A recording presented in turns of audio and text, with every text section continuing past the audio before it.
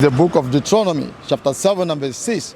For thou art an holy people unto the Lord thy God. No, who was Moses speaking to? Is he speaking to the whole world? Let's see who is he speaking to. Who are the audience? One-on-one. Deuteronomy 1-on-1. Let's see. So that we don't make up things. You need to. Let's see who is the audience. Let's see. This is the book of Deuteronomy, chapter 1 and verse 1. These be the words which Moses spake unto all Israel. Who? All Israel. He's not speaking to the whole nation. He said to some people, we don't know who they are. Let us assume we don't know who these people are. But yeah, see what he said to them. Read 7 and 6. This is the book of Deuteronomy, chapter 7 and verse 6. For thou art an holy people unto the Lord thy God. The Lord thy God hath chosen thee to be a special people unto himself, above all people that are above the face of the earth. He said, above all people that are on the surface of the earth. He said, I choose you, children of Israel, to be above all people. How does it sound to you? But we don't know who this is, right? Do you know? You don't know you're Israel today. Actually, you say you're from the African, right? But how do we know who are these people that God created to be above all people? And if we identify them, where are they today? Are they really above all people? What makes them not be above all people? So that's what we are out here to find out. And if you find out you are one, I hope you take heed to what you will learn today.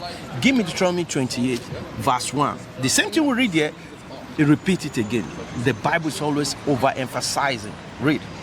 Deuteronomy 28 and 1. This is the book of Deuteronomy, chapter 28 and verse 1. And it shall come to pass, if thou shalt hearken diligently unto the voice of the Lord thy God, to observe and to do all his commandments, which I commanded this day, that the Lord thy God will set thee on high above all nations of the earth. Sister, you be going to church, right? Have you read this part before in the business here? Okay. Now, he said, I will set you above all nations on the earth, right? Now, let's see verse 15. The book of Deuteronomy, chapter 28 and verse 15. But it shall come to pass, if thou wilt not hearken unto the voice of the Lord thy God, to observe, to do all his commandments and his statutes, which I commanded this day, that all these curses shall come upon thee and overtake thee. Now, there are two sides. If you obey my law, statutes, and commandment, I will set you above. Remember, I said I create you. I'm choosing you to be above all nations. But there's a condition to remain there. You have to be keeping his law, statutes, and commandment and teach it to other nations. Remember. Now, there's the flip side of it. If you don't do those laws, statutes, and commandments, that all these curses shall come upon thee and overtake thee. So we're going to look at one or two curses quickly, and I'll show you why we are still in the same situation. Now, give me 46. The book of Deuteronomy, chapter 28 and verse 46. And they shall be upon thee for a sign and for a wonder, and upon thy seed forever. That means these curses we are about to read is not going away forever and ever and ever till this day. That means still be there. It will be a sign. That is an identifier, right? If we see all this sign, but we see bowling spot, we know that's a betting shop, right? It says it's a sign. So we're going to read one of the sign now. 48. The book of Deuteronomy, chapter 28 and verse 48.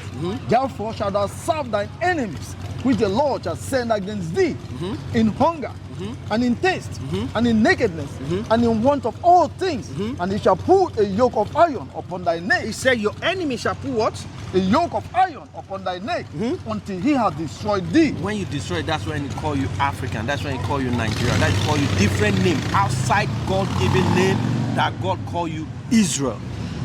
That's what we go about today. We were renamed, we were beaten, chained, enslaved. Our identity was taken away from us.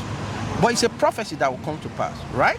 Now, this is a curse. Now, give me another one, 68. It's the book of Deuteronomy, chapter 28 and verse 68. And the Lord shall bring thee into Egypt again with ships. He said Egypt in the Bible means captivity, bondage, slavery. He said, when you keep breaking my law, I'll make sure in future to come, you will go into slavery. But this time, you're not going to walk like we walk from Israel to Egypt. We're going to go in ships, transatlantic slave ships.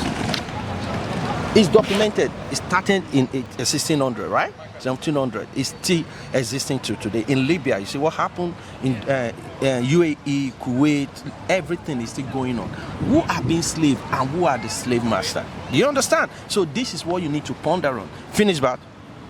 And by the way whereof I spake unto thee, thou shalt see it no more again, and there ye shall be sold unto your enemies for bondmen. He said, when the slave ships, that ship get to its destination, You, the children of Israel, shall be sold to what? Unto your enemies. No, to who? To your enemies. For what? For bondmen. For slave men And bondwomen. and slave women. And no man shall buy you. Nobody can save us. The only person that God sent to save us is Jesus Christ. So how could they say Christ is coming to save everybody, both the slave master and those that are still enslaved? Does it make sense? So John 3:16 makes sense. Have you been taught this before, apart from today? So this is the first time you are hearing it.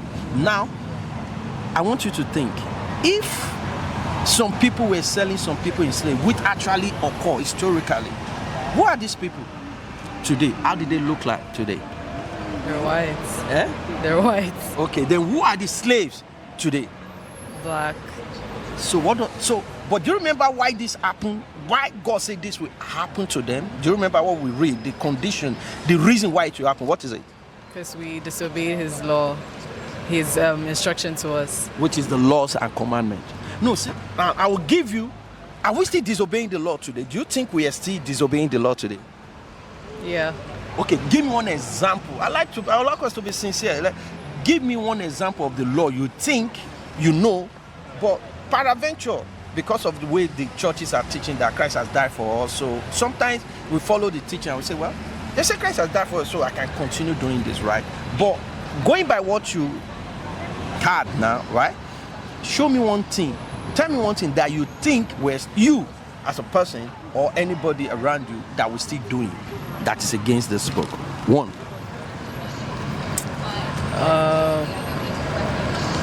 We're lying. Okay. We're not really honoring the Sabbath day. We're not honoring the Sabbath day? That's nice. So do you know about the Sabbath day? Yeah. So when is the Sabbath day? Today. Today. All praises. But do you know there are set rules how to keep it today? Yeah, I do. I'm not familiar with the rules, but I know there are rules like around honoring the Sabbath day. Cool. Let's give you quick rules and I'll show you two things concerning the rule that I've seen you done today. Read. Exodus 20. The book of Exodus, chapter 20 and verse 8. Remember the Sabbath day and keep it holy. 6 days shalt thou labor and do all thy work. But the 7th day is the Sabbath of the Lord thy God. In it thou shalt not do any work, thou nor thy son, nor thy daughter, nor thy man servant, nor thy maid servant, nor thy cattle, nor thy stranger that is within thy gates. For in 6 days the Lord made heaven and earth and the sea and all that is in them, and rested on the 7th day. Now, God said we should rest. No work, right? That's one thing, no work. Give me the one in Nehemiah 10:31 to show you that we cannot buy as well. So now that's one of the rules of the Sabbath. No buying, no walking, and no cooking. You can't cook today. Whatever you're going to eat today.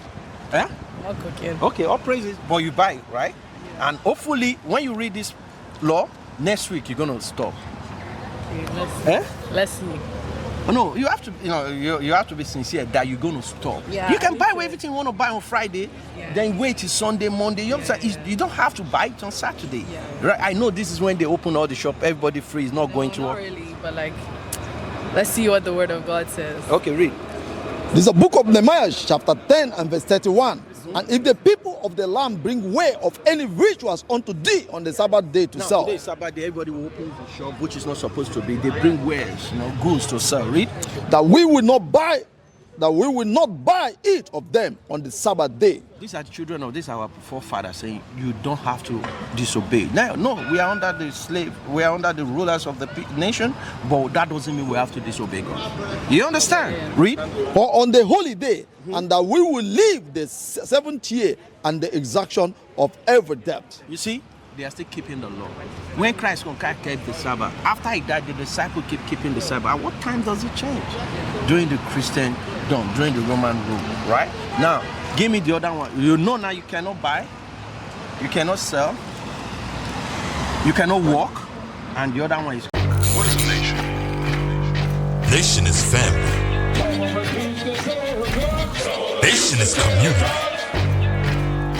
Nation is men leading by example. Nation is women's support. Nation is children with role models.